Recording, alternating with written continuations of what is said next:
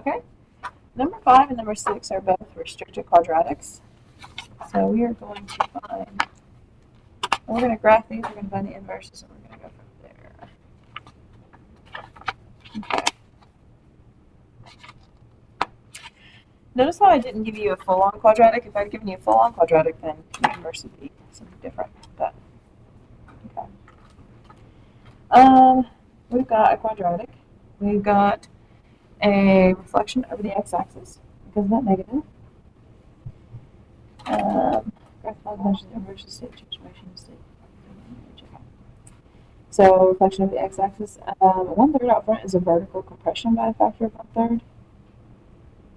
The reason why it's not in the interior, I know it's not a horizontal, is because horizontal stretch. Is because it's not being raised to the second power, so it's on the exterior of the operation, power 2. And then plus 4 means go up 4. So when I think about my quadratic, I've got a quadratic that is flipped over, so it looks like this. Vertically compressed, which just means that it's just a little slower and increasing. And then up 4, so it's going to look something like this. Okay?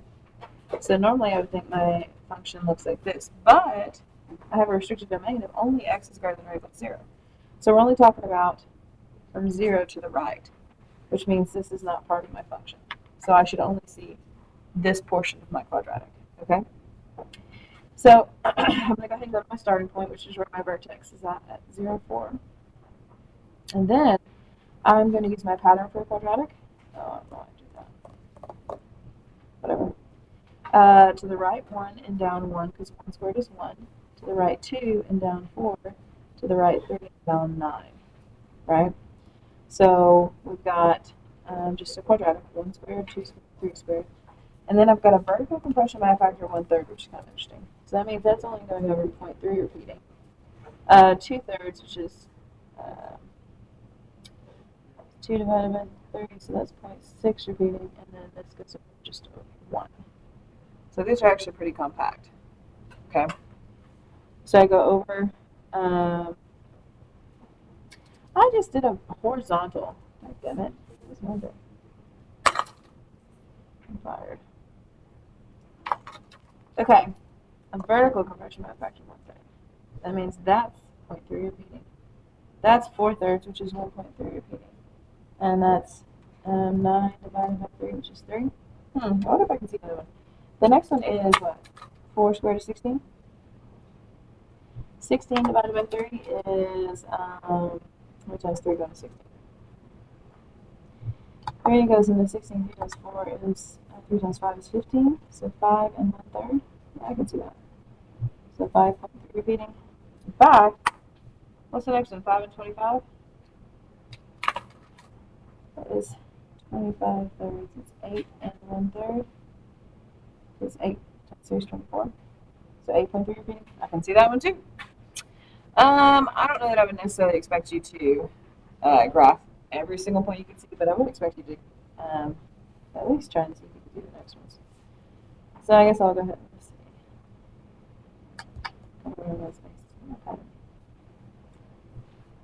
1, 2, 4 squared is 16. 5 squared is 25. What's 36 divided by 3? 12. Can I see that? Yeah, definitely I can. That's fine. 636. So vertical compression by a factor of 3. 0.3. 1.3. Repeating. 9 is 3. 16 I said was 5.3. 25 we said is 8.3. 36 is 12. Interesting. Okay, so I'm going to start my starting point and go to the right one down a third. I'm going to go to the right 2 and down 1.3. I'm going to go to the right 3 and go down 2, 30. I'm going to go to the right 4 and go down 5.3.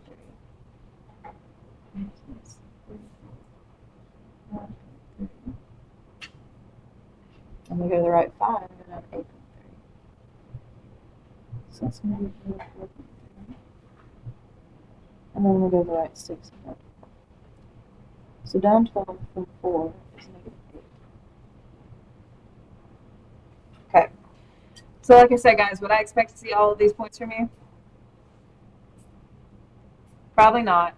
But be careful, because if you only graph these 4 points right here and then you just kind of like draw it going down, well, technically it goes to these points. So I would just put a little arrow, you know what I mean? But explore and see if you can draw more. So that's my original.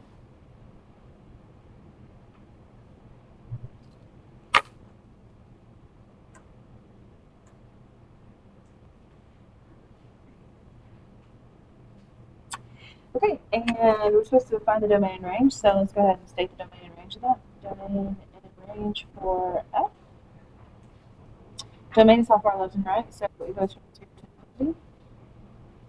And range goes from low to high. The lowest it goes to negative infinity, and the highest it goes is 4.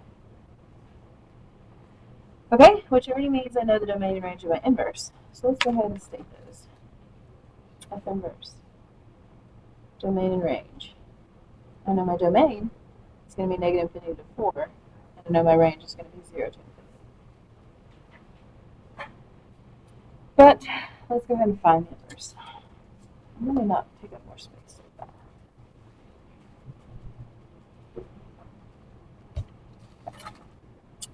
So F inverse, domain, and range. Negative infinity to 4, 0 to infinity. I just put a bracket on it. Okay. So,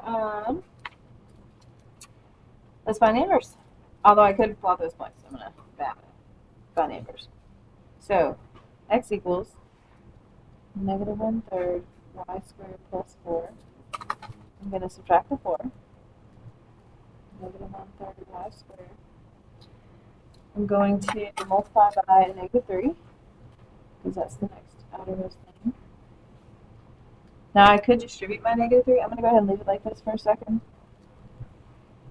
Equals y squared, and then I'm going to take the square root. And it's going to be very important, guys. When you take a square root, you actually have 2 answers. You have to remember to tell me that you know that there's 2 options, the positive and the negative. Square root of negative 3 times x minus 4, right? And then the question is, which one is it, right? Is it the positive or is it the negative? Well, I'm thinking about what your square root looks like, right? So as far as square roots go, normally they look like this, but then this one's reflected over the y-axis, so it's going to look like this. Cool. Just in general, or well, if I shift it to the right forward, so it's going to be over here, right? That won't really change the range of it though. So here's my options. I've either got the positive square root, which looks like this, and the negative square root. And keep in mind that I know my range should be from 0 to infinity.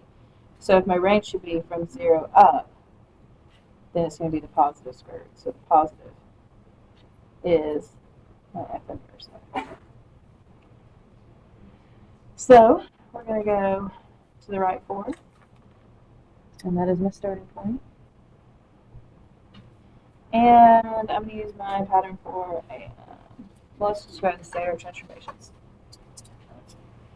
Reflect over y, horizontal compression by a factor of 1/3, and to the right 4. So I could apply the pattern to my square root pattern. Normally my square root is over 1. Square root is 1, square root of 4 is 2, square root of 9 is 3. But if we're going left, square root of 1 is 1, square root of 4 is 2, square root of 9 is 3. But then knowing what happened over here, I know that I can actually go all the way to the square root of 36 is 6, right? So I think I'm just going to use these points and flip them from x's and y's to graph. So this is the coordinate point 0, 4, so 4, 0. This is the coordinate point 1 and 3 2/3, so 3 2/3, 1. 3 2/3, 1. This is the coordinate point 2, 2 2/3, so 2 2/3, 2. 2 2/3, 2. And then this is the coordinate point 3 1, so we're going to go 1 3. This is the coordinate point. Can get very confusing if you don't keep your shapes in mind. This is the coordinate point for negative 1 1/3, so negative 1 1/3, 4. This is the coordinate point 5, negative 1 2 3 4 1/3, so negative 4 1/3, 5, negative 4 1/3, 5. And this is this is 6, negative 8, so negative 8, 6. Okay. So remember, it's a half of the side of this parabola. So it looks like that. And there we go. Okay. I'm in the video there. So again, same size tables, and